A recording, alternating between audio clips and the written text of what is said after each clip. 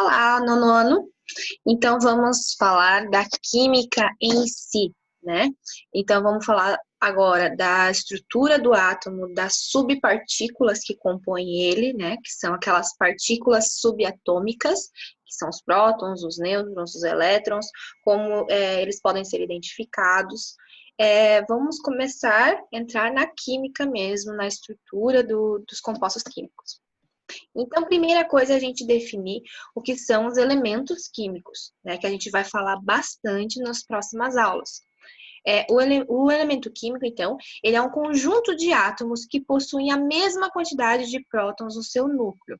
Então, a gente viu que o átomo, ele tem partículas, que são os prótons, são partículas positivas, tem os elétrons, que são partículas negativas, e tem os nêutrons, que são partículas neutras, certo?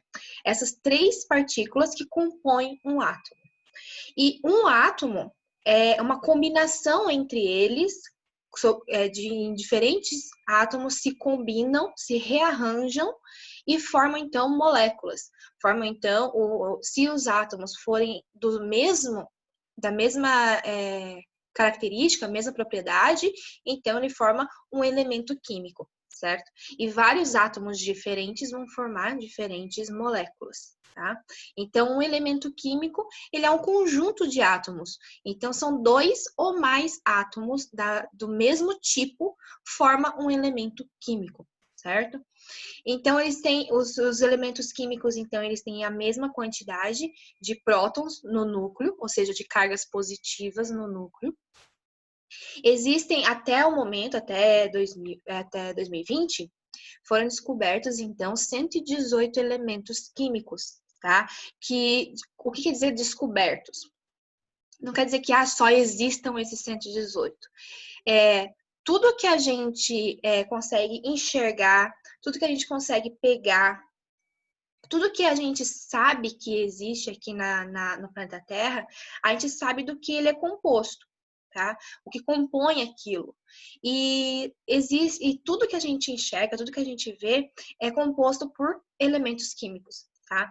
E esses elementos químicos que estão na tabela periódica, que a gente vai estudar mais adiante, a tabela periódica é uma forma de demonstrar as características de cada elemento químico desse, tá?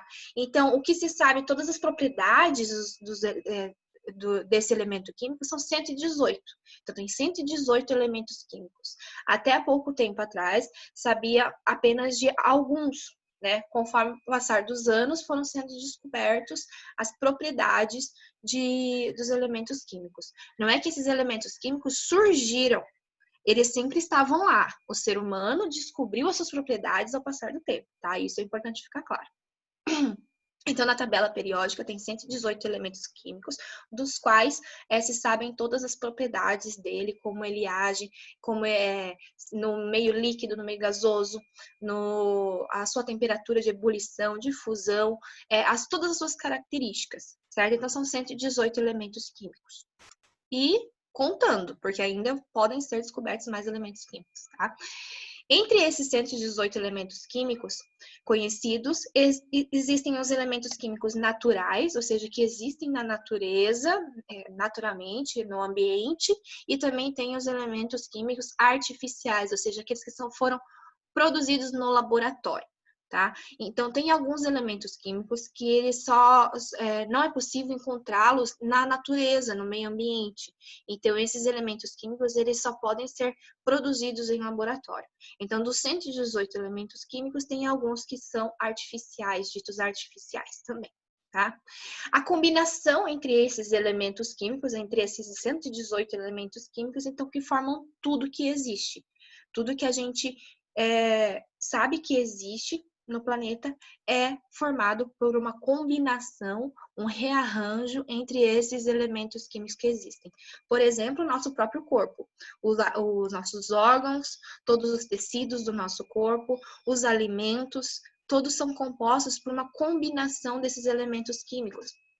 Assim como, por exemplo, a latinha de alumínio, latinha de refrigerante, de suco, água, enfim, são feitos de alumínio. Alumínio é um elemento químico.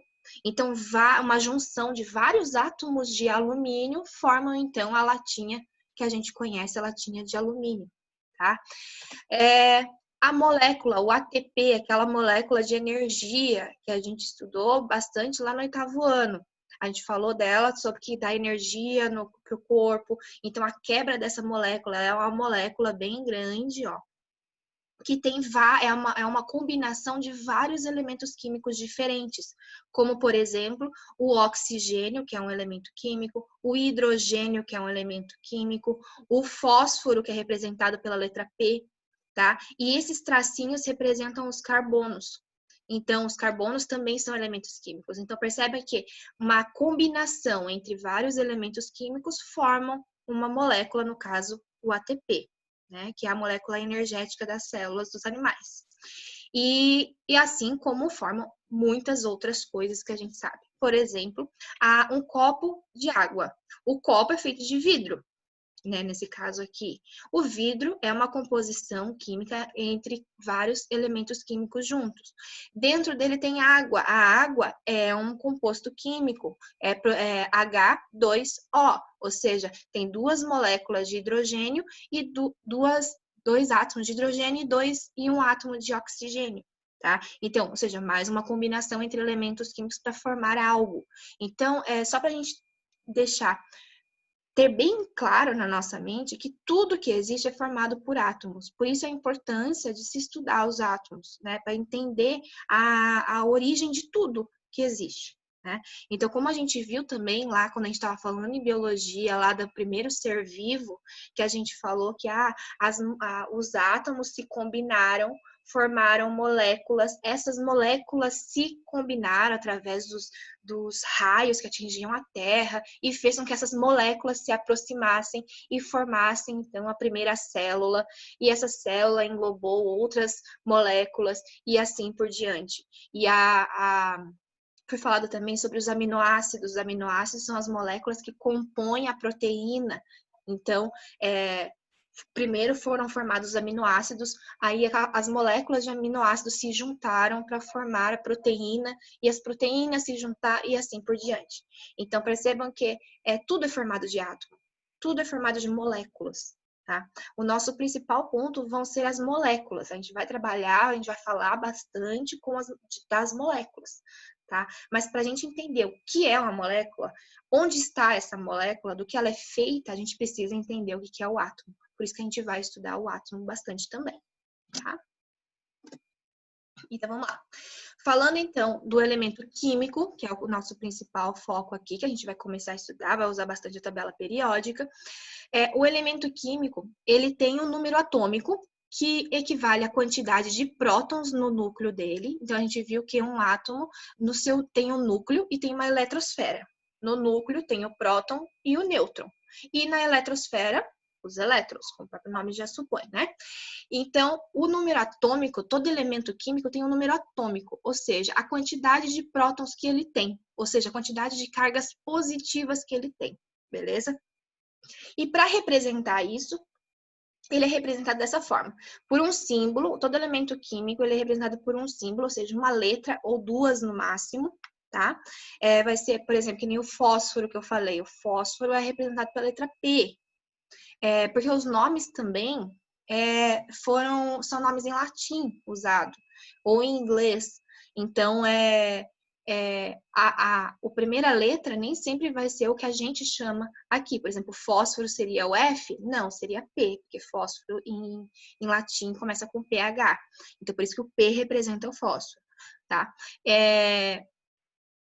Então, os elementos químicos vão ser representados por uma letra, ou duas no máximo, tá? O número atômico, então, vai equivaler ao número de prótons, ou seja, ele vai ser representado sempre embaixo, aqui do lado esquerdo. O número de massa, que é o número, então, total do que tem no núcleo, tá? Ou seja, é a quantidade de prótons mais a quantidade de nêutrons, ok? E ele é representado pela letra A. O número atômico, ele é representado pela letra Z. Então, quando aparecer Z, quer dizer, então, que é o número atômico, ou seja, a quantidade de prótons que tem naquele elemento químico. E quando aparecer a letra A, quer dizer então que é o número de massa, ou seja, tudo que tem no núcleo, prótons mais os nêutrons, ok? Então tem representações para facilitar, porque como tem 118 elementos químicos e milhares de formas de moléculas, de combinações entre eles para formar moléculas, é preciso então sempre simplificar para conseguir representar o que eu estou querendo dizer, certo? Lembrando que o Z, ele é o número atômico, né, a quantidade de prótons, e quando eu digo que o elemento é um elemento neutro, ele tem a mesma quantidade de elétrons. Então, por exemplo, o elemento químico que tem o número atômico igual a 10, ou seja, ele tem 10 cargas positivas no seu núcleo, tem 10 prótons. Então, se ele é neutro, se eu estou dizendo que ele é um elemento neutro, quer dizer que ele também tem 10 elétrons, tá? Então, quando o elemento ele é neutro, a quantidade de prótons e a quantidade de elétrons é a mesma, certo? A gente vai entender o porquê disso mais adiante, que vai ter um porém adiante, beleza? Então, ou seja, número de massa é igual à quantidade de prótons mais a quantidade de nêutrons. Se eu tenho um elemento químico e eu digo que o número de massa dele é tanto e que ele tem tantos prótons, eu consigo descobrir quantos nêutrons ele tem, mesmo que eu não diga, tá? É só eu subtrair, no caso daí. Eu vou fazer o número total dele menos o número de prótons. O que sobrar vai ser o número de nêutrons, tá? Então, a mesma forma, se eu der um número de prótons e eu der uma quantidade de nêutrons que determinado elemento tem, eu somando os dois, eu vou ter o número de massa. Então, essa continha aqui, ela vai ser bem importante pra gente, tá? Então, é importante entender. P representa os prótons e N representa os nêutrons, tá? Essa questão aqui embaixo é bem importante, porque a gente vai ver que tem essa diferença de que nem sempre o elemento químico vai estar neutro, tá? Ele pode ter mais elétrons ou menos elétrons do que prótons, mas isso a gente vai ver mais adiante. Mas quando eu digo que ele é neutro, quer dizer que tem exatamente a mesma quantidade, certo? Então, para deixar claro aqui, para fixar, elétrons têm a carga negativa, certo? Que é o que compõe ali a eletrosfera, fica ao redor do átomo. E os prótons têm cargas positivas, tá? Eles ficam no centro, no núcleo do átomo. Isso é bem importante. Aí, então, eu falei para vocês que nem sempre um átomo vai estar neutro. Ele pode ganhar elétrons, ou seja, ganhar carga negativa, ou então doar carga negativa, tá? Então, isso vai diferenciar. Quando isso acontecer, eles são chamados, então, de íons. Aquele elemento químico, ele vai ser chamado de íons, tá? Que são espécies químicas que têm a quantidade de prótons diferente da quantidade de elétrons. Ou seja, e tem duas formas. Como tem duas cargas, então eu preciso diferenciar também, né? Se ele está recebendo elétrons ou se ele está ganhando doando elétrons, tá? Nesse caso, então, eu tenho dois tipos de íons. O cátions, que são os íons positivos, e os ânions, que são os íons negativos, tá? No caso dos cátions, são os íons positivos, ou seja, eles perderam elétrons. Elétron tem carga negativa. Se eu tenho um tanto de carga positiva e eu sou um elemento neutro, eu tenho um tanto de carga positiva e exatamente a mesma quantidade de carga negativa, eu sou um elemento neutro. Mas eu acabo perdendo algumas partículas negativas.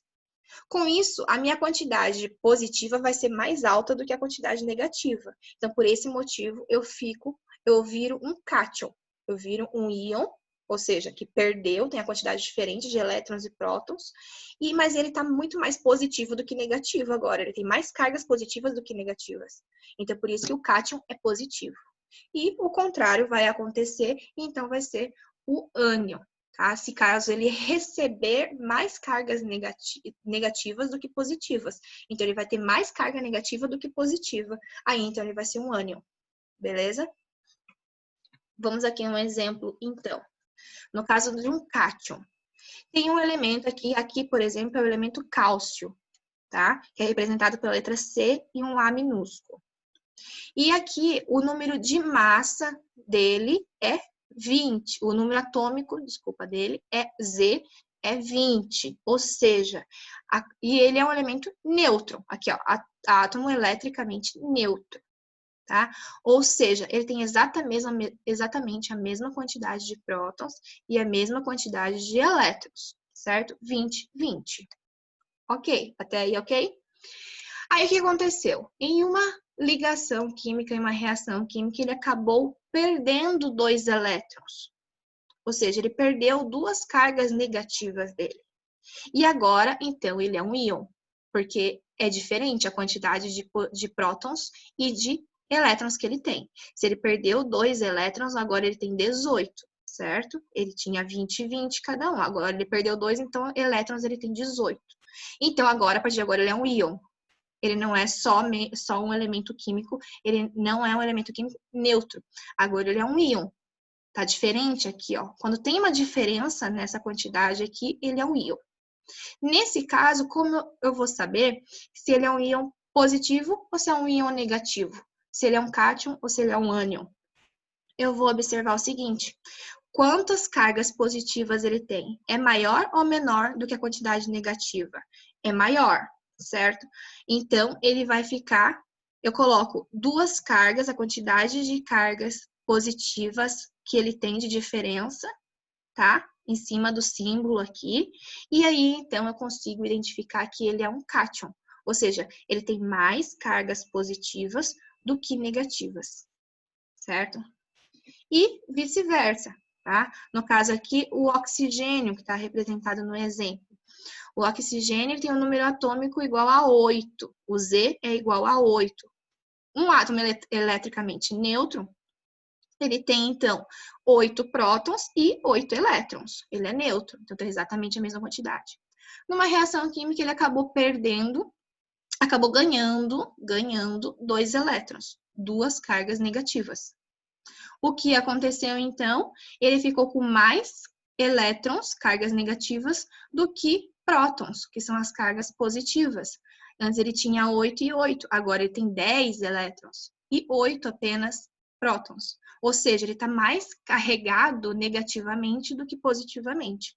Então, eu coloco um 2 menos, representando que ele tem mais carga negativa do que positiva, que é a diferença entre essas cargas, né? 2.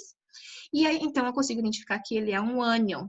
Ele é um íon ânion, porque ele é negativo, está carregado negativamente. Ele tem mais cargas negativas do que positivas, certo? Aí também temos algumas semelhanças atômicas. Essas semelhanças nem sempre vão ser semelhanças, podem ser diferenças, tá? E eu consigo identificar, eu consigo caracterizar um determinado elemento químico conforme a sua quantidade de número atômico e número de massa, quando eu comparo um elemento químico com o outro. Quando eu comparo 2 elementos químicos diferentes, eu consigo identificar as suas semelhanças e as suas diferenças. E isso, obviamente, também, como tudo na química, tudo na ciência, vai ter uma nomenclatura, vai ter um nome para isso, certo? E existem 4 tipos, podem ser de 4 formas. Os isóbaros, os isótonos, os isótopos e os isoeletrônicos, tá?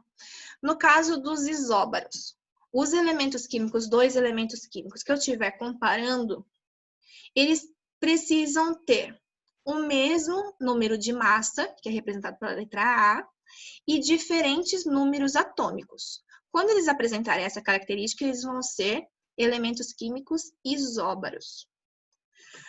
Quando tiverem a mesma quantidade de nêutrons, representado aqui pela letra N, e diferente número de massa e diferente número de próton, ou seja, número atômico, eles vão ser, então, elementos do tipo isótonos.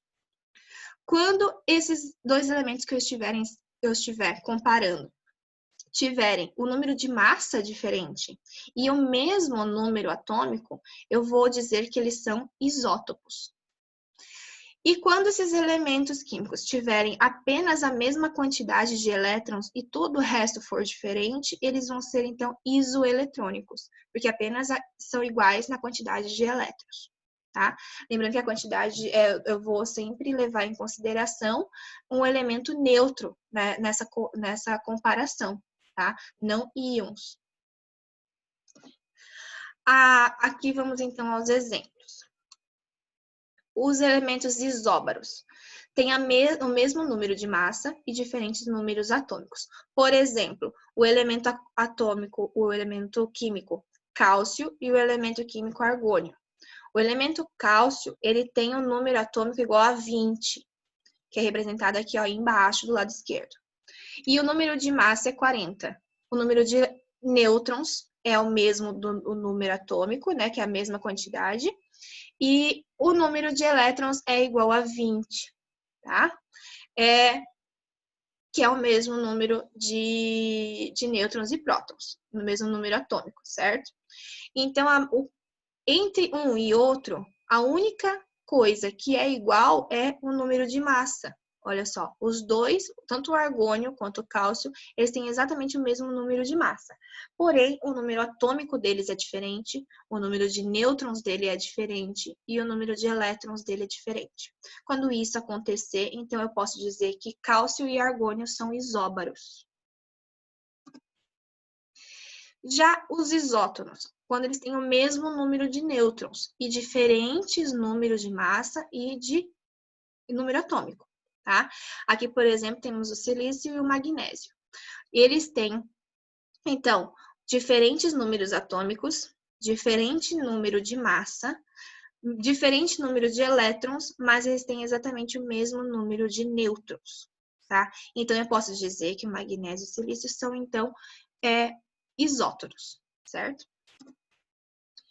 Quando eu tenho isótopos geralmente são elementos químicos, o mesmo tipo de elemento químico, porque eles têm muitas características em comum. E apenas o que vai mudar é o número de massa, tá? O número, por exemplo, o carbono. O carbono, ele tem vários isótopos, ou seja, várias formas de serem encontrados na natureza. Então, temos o carbono 11, o carbono 12, o carbono 13 e o carbono 14. Tá? Você provavelmente já deve ter ouvido falar que o carbono esses isótopos de carbono são bem utilizados, principalmente para datação de fósseis. Tá? Então, é algo bem comum quando a gente procura sobre isótopos. Então, eles têm o mesmo número atômico, né? Eles têm o número de nêutrons vai mudar, porque o número de massa dele vai mudar. A massa não é prótons mais os nêutrons. Se a massa muda, os nêutrons também vai mudar, certo? Então, o número de massa deles vai mudar, um é 11, outro é 12, 13, 14. Consequentemente, o número de nêutrons também vai mudar, 5, 6, 7, 8. Mas o número de elétrons é o mesmo e o número atômico dele, ou seja, a quantidade de prótons é a mesma, certo? Então, eu posso dizer que existem vários isótopos de carbono.